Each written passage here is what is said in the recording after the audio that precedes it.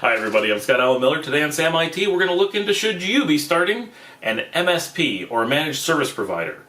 So this is a really common thing for people who work in IT and get sick of their day jobs. You don't want to work for a boss anymore. You just want to own your own business. You see some opportunities and you want to explore what's out there. You want to start your own MSP. That's kind of a natural, organic growth thing for people who are not looking to probably move into like the enterprise space in a bigger shop. Where do you go as you want to move up and have more freedom? The MSP is the obvious choice. And so lots and lots of IT professionals decide to do it. And MSPs, because they're basically simply selling your services, have a very low level of friction for you moving from being an employee to being an IT outsourcer, which is basically what an MSP is. This creates a huge opportunity for IT to just kind of slip from traditional employment right into the MSP space. The obvious choice. The problem here is that MSPs are a dime a dozen. They are literally everywhere because it's the easiest thing for any IT professional who's tired of their job to move into it. You also have the problem that every IT professional who's out of work technically turns themselves into an MSP while they're looking for work so that they can say they haven't been out of work and to maybe pick up some work while they're out and maybe cover the bills, and if they got lucky, just keep the MSP and not go back to work. MSPs end up being absolutely everywhere because the barrier to entry is so low. This makes them incredibly dangerous. And so the big question comes up all the time, should I start one? And from having worked in the MSP space for decades and having worked with lots of other MSPs, the general consensus is no, you should not start one. This is an overly saturated market, easily oversaturated by something like 10 to 1. You may say, but I talk to companies in my area and they can't find an MSP. That's completely possible. MSPs are a very hard to market product because companies who need them don't understand what they are or how they interact or how to find them or what they would be called or where they would be. So there's a very big disconnect between marketing and sales and the actual customers. So even though you have an oversaturated market where everybody knows an MSP and they're all low on work and they can all use a new customer, you'll also find customers everywhere who can't find an MSP or an MSP that they like. It's a matchmaking problem, and one that I hope through enough discussion and discovery, maybe we can solve someday through channels like this. But as it stands today, MSPs have a huge struggle of having massive competition for customers who have no idea how to find any of you, let alone you. As a newcomer to an MSP market, you have an uphill battle against entrenched incumbents who are already probably not making very much money. That means that everyone's just going to struggle a little bit more. Now, you may get lucky and have what's known as an anchor customer. This is where MSPs get lucky. They start with a large customer that they maybe have worked for or they just knew someone who needed an MSP. They end up in a position where they're like, hey, I'll offer these services to you as an outsider. That company says, hey, great, we'll take it. And that one customer is so large that it pays for the MSP to exist all by itself.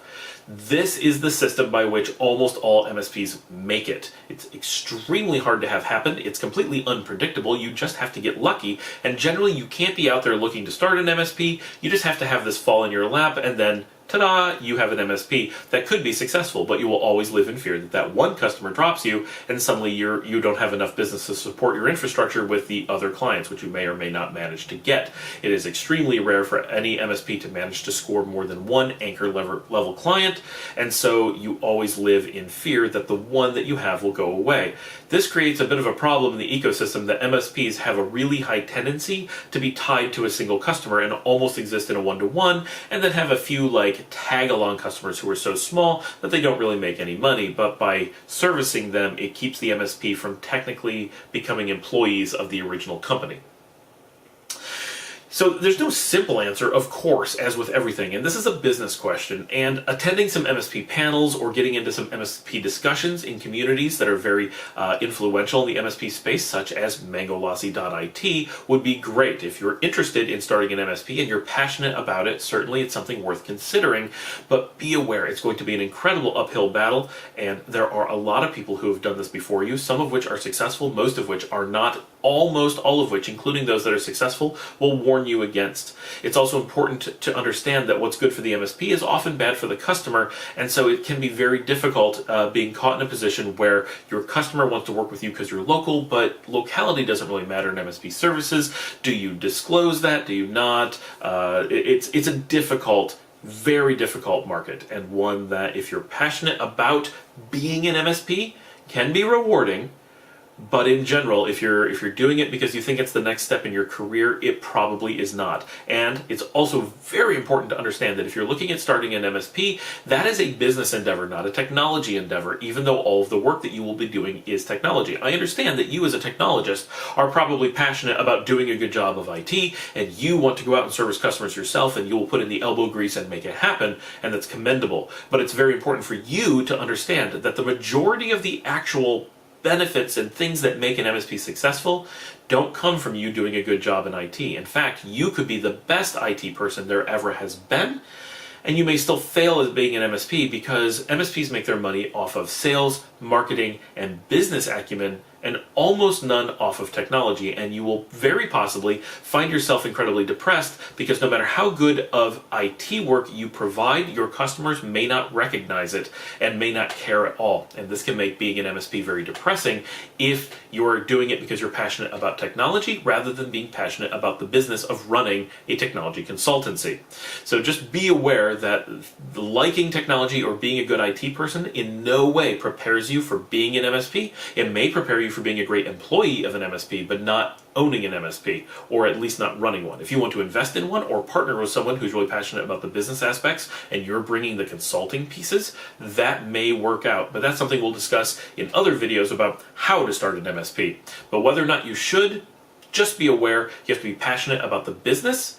You have to understand it's an incredible uphill battle, and no matter what any customer tells you, there is no shortage of MSPs that are looking to service them. That customer may just not have found them, or may not like the hundreds or thousands that are available to them, but don't let anyone pretend that they don't exist and mislead you by thinking that your market isn't oversaturated. There is nowhere in the world that isn't covered by existing MSPs, and lots of them.